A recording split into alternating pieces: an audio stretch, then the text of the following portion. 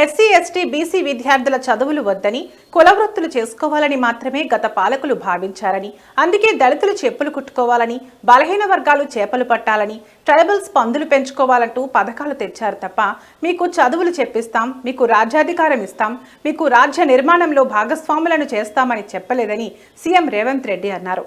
తెలంగాణ వస్తే ఉద్యోగాలు వస్తాయని భావించిన యువత ఆశపై గత ప్రభుత్వం నీళ్లు చల్లిందని ధ్వజమెత్తారు.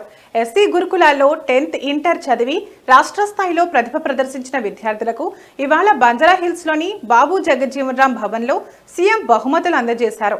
దాదాపు 25,000 కోట్లు ఖర్చు పెట్టి రెసిడెన్షియల్ స్కూల్స్ కడుతుంటే ఇంత వెచ్చించి నిర్మాణం చేయాల్సిన అవసరం ఉందా అని ఓ రాజకీయ పార్టీకి సంబంధించిన పత్రిక రాసిందని సీఎం అన్నారు. ఈ ప్రభుత్వం ఏర్పడిన 15 నెలల్లోనే 59,000 ప్రభుత్వ ఉద్యోగాలు భర్తీ చేస్తుందని, అధికారంలోకి వచ్చిన తొలి ఏడాదిలోనే ఇన్ని ఉద్యోగులు ఇచ్చిన ముఖ్యమంత్రి ఏ ప్రభుత్వమైనా ఉంటే వారు విధించే ఏ శిక్షకైనా తాను డిప్యూటీ సీఎం భట్టి విక్రమార్క సిద్ధమని ఛాలెంజ్ చేశారు. కోట్ల రూపాయలు పెట్టి 100 అంటే దాదాపుగా 25,000 కోట్ల రూపాయలు ఖర్చు పెట్టి కట్టాల్సిన అవసరం ఉందా అని ఒక పత్రిక రాసింది, ఒక రాజకీయ పార్టీకి సంబంధించిన పత్రిక. కరెక్టే మీ విధానంలో, ఎందుకంటే మీరు అధికారంలో ఉన్నప్పుడు బర్రెలు, గొర్రెలు, చేపలు, చెప్పులు కుట్టుకోండి అనే స్కీములు మీరు తీసుకొచ్చిండ్రు.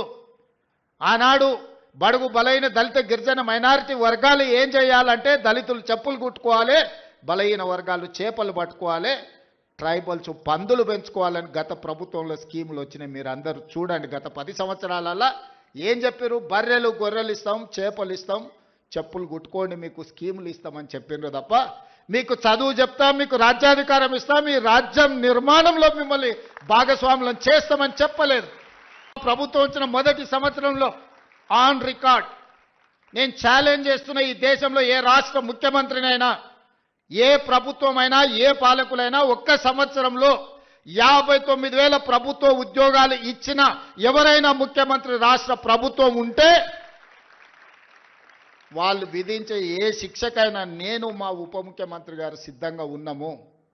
మా ప్రభుత్వం, మా మంత్రివర్గం మొదటి సంవత్సరంలో 59,000 ప్రభుత్వ ఉద్యోగ నియామక పత్రాలు ఏ ఎల్బీ స్టేడియంలో మేము మంత్రులుగా, ముఖ్యమంత్రిగా ప్రమాణ స్వీకారం చేసినామో అదే ఎల్బీ స్టేడియంలో వాళ్ళందరినీ పిలిపించి నియామక పత్రాలు వాళ్ళ